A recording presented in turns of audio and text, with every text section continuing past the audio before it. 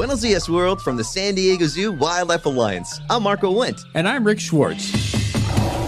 And we're your hosts for Season 3 of Amazing Wildlife, a show from iHeartRadio Ruby Studio and the global conservation organization behind the San Diego Zoo and the San Diego Zoo Safari Park. Listen as we dive into the efforts here in San Diego and spotlight the heroes working worldwide to care for the species you know and love. Listen to Amazing Wildlife on the iHeartRadio app, Apple Podcasts, or wherever you get your podcasts. A science story, huh? These NYU scientists, I felt right. I was so And I just thought, well, I had figured it out. It was that golden moment. Because science was on my side.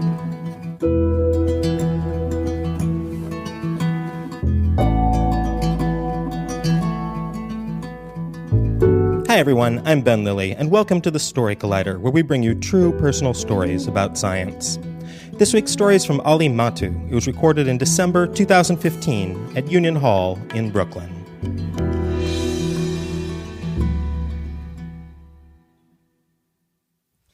So I was born in San Jose, California, but you probably know this place as Silicon Valley. And I came of age right after the PC revolution was ending and a few years before the internet revolution was beginning. You'd think that being in this world of innovation and just so much technological advancement, some of that stuff would rub off on me, but it didn't. I was a kid who would play video games and then get hungry and ride my bike to Burger King, where I'd get a Whopper because it was 99 cents for a limited time, which ended up lasting like a decade. And then I would come home. That was kind of my day. That's what I did. My dad was really worried about me. And he knew that I had friends that were hopeful of becoming an astronaut or a president or maybe the next software engineer CEO. And I didn't really have those dreams. He confessed to me years later that he was afraid I might never graduate high school. My brother was the person who was going somewhere, and he and I had a 10-year age gap. So everything he did was awesome. He was the older brother. He had it all together. He was a computer scientist. Very cool thing in Silicon Valley. He spoke 5 languages. He was a Street Fighter II champion. Like, literally was a Street Fighter II champion. And what's so cool about my brother is not only did I always want to hang out with him, but he would always let me tag along. In fact, he invited me. So we would do things like go to the arcade, which, if you don't remember what that is, you bring a sack of quarters with you, and you walk up to these machines and you put your quarter on, and then you wait your turn, and then you play your game, and it lasts like 30 seconds, and then you got to wait for like 15 minutes and like take out another quarter. I know it sounds like it kind of sucks compared to your smartphone games, but it was pretty awesome back then. And I would watch him kick butt, always with Ryu, never with Ken, to the point where he was getting recruited by Capcom to work on future Street Fighter games. And he would take me to the playground, and he taught me how to shoot a basket and make sure your hand always goes into the cookie jar, stuff like that. He would tutor me in science classes and math classes because I didn't really care about school, hence the dad worrying I wasn't going to graduate high school. He would also take me to movies. A lot of movies that I was probably not old enough to see. But one movie in particular that he took me to was Star Trek VI, The Undiscovered Country. Now, I had seen Star Wars at this point, and I was a fan of those movies, but they scared the crap out of me. Imagine this universe that has like the worst architectural design where you can like easily fall off into this like abyss and just like die. And then like people just like lose their limbs. I think someone loses an arm in every movie. You got Mos Eisley, and then you've got Cloud City, and then of course the finale and Return of the Jedi. And then people are shooting lightning out of their hands. It's like really scary if you think about it. So I didn't really want any part of that. And I saw Star Trek, and I was like, this is different. There's something different about this. This is us projected into the future, and we've evolved. We've become better. That got me excited. And my brother drove us back. I was 9 and he was 19. And he saw the gears turning in my head in a way they really hadn't before.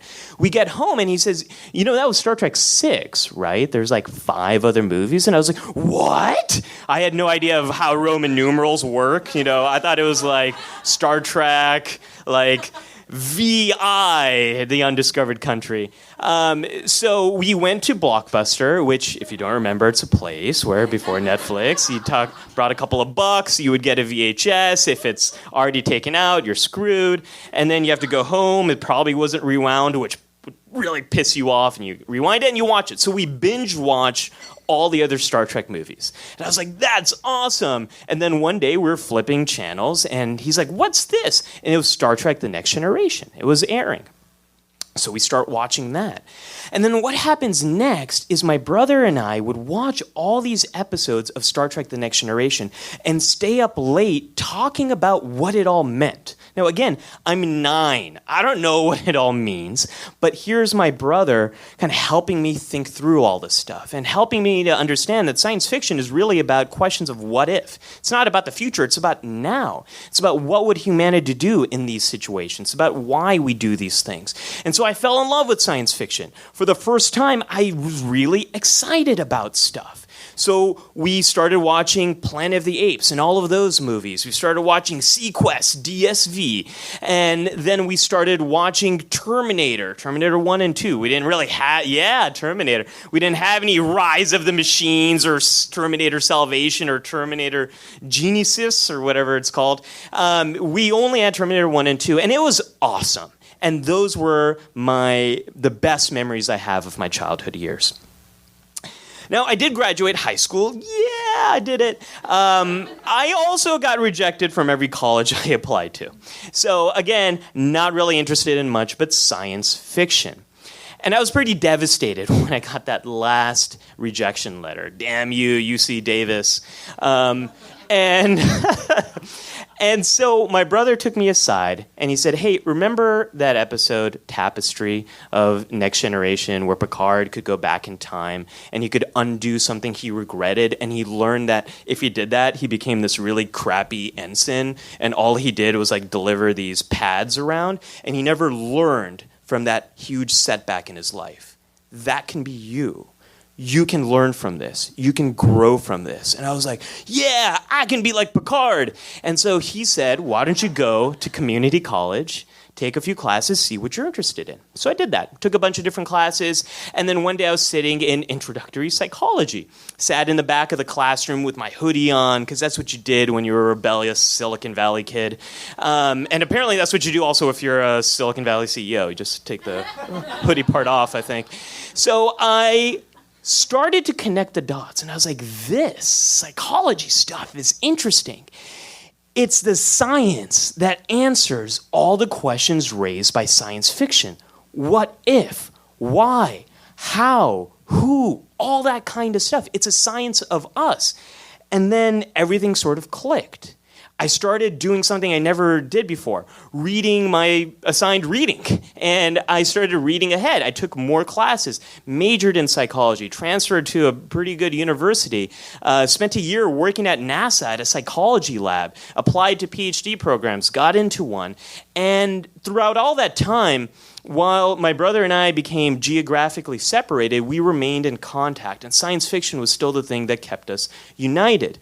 We would, every Saturday morning, pick up the phone and call each other and talk about last night's episode of Battlestar Galactica. And we debated what it all meant about the war in Iraq and the war on terror and all this kind of stuff. It was awesome. There's this thing in psychology called a flashbulb memory. And a flashbulb memory is when you remember every single detail about a critical moment in your life.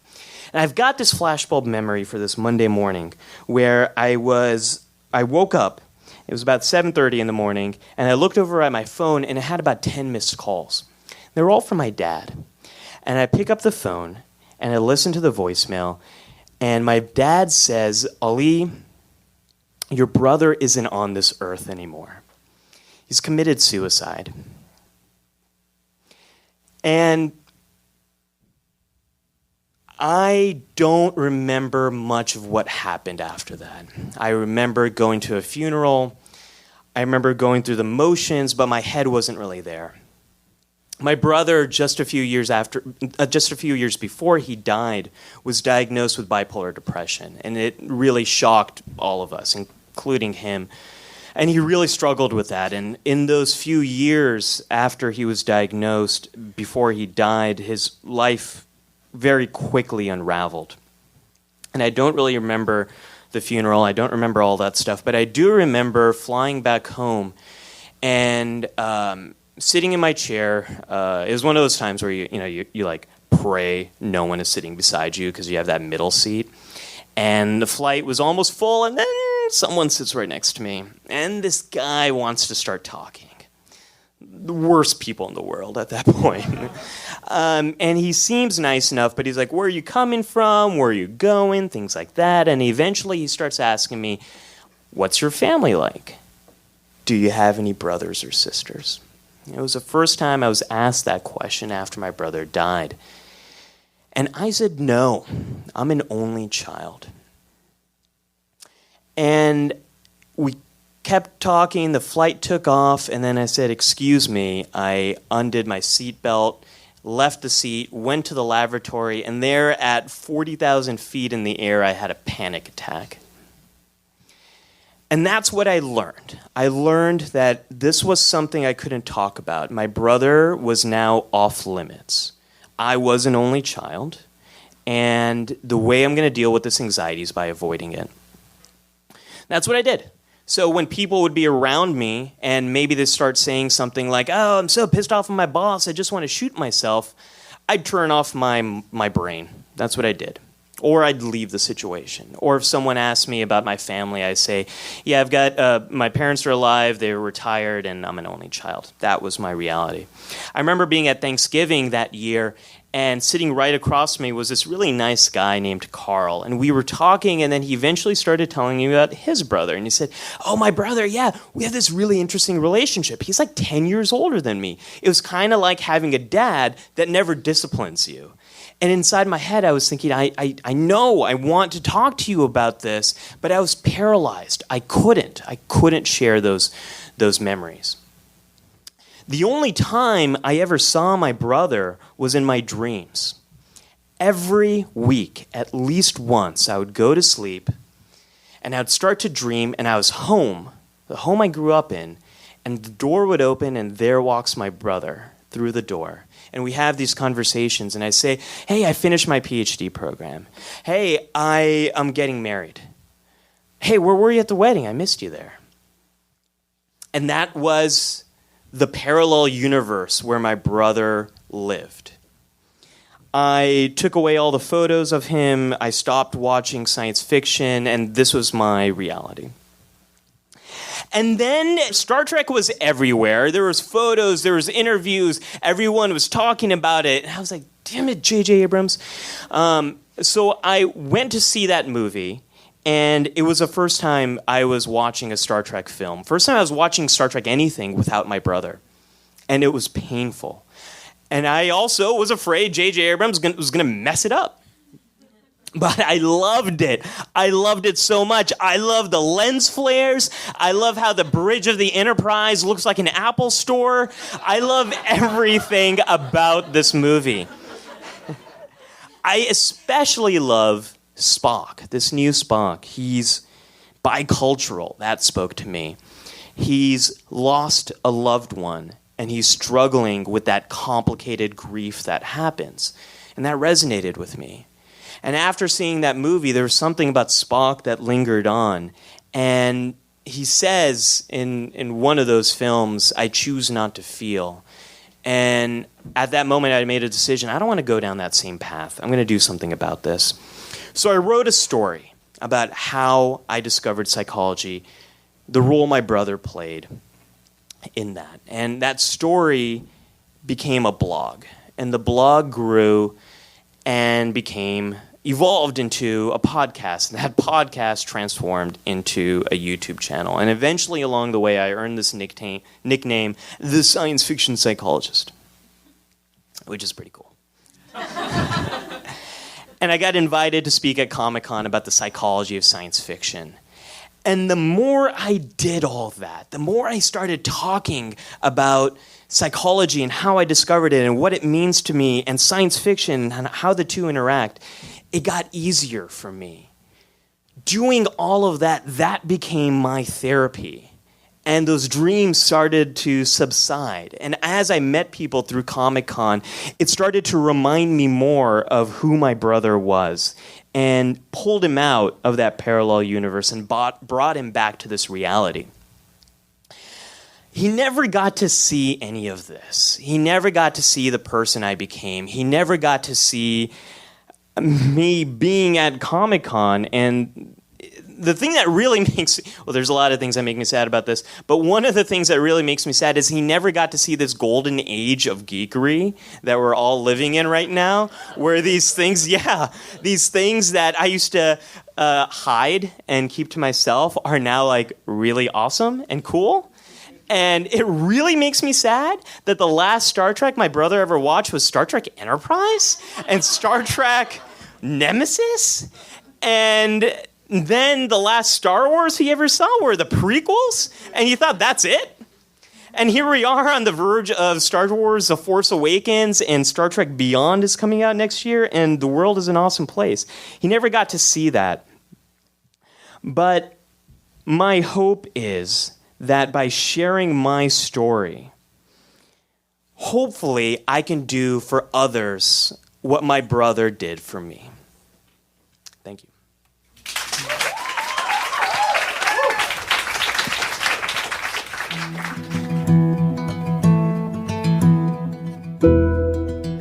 That was Ali Mattu.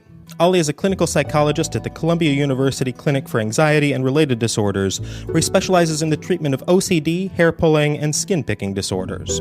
Outside of the hospital, Ali is an advocate for the brain and behavior sciences through his positions on national psychological associations and his presentations at Comic-Cons. He writes about the psychology of science fiction at brainknowsbetter.com in hopes that it will help others develop a love for psychology, just like Star Trek did for him. Ali is also the host of The Psych Show, a YouTube channel dedicated to making psychology fun and easy to understand. Story Collider is produced by me, Brian Wecht, Darren Barker, Ari Daniel, Christine Gentry, Skylar Bear, and Liz Neely. The podcast is produced by Rose Eveleth. Additional help from Brooke Williams, Lena Groger, and Justin D'Ambrosio. The theme music is by Ghost. Special thanks to Oberon for hosting the show, and to Gene Roddenberry. You know what you did. Thanks for listening.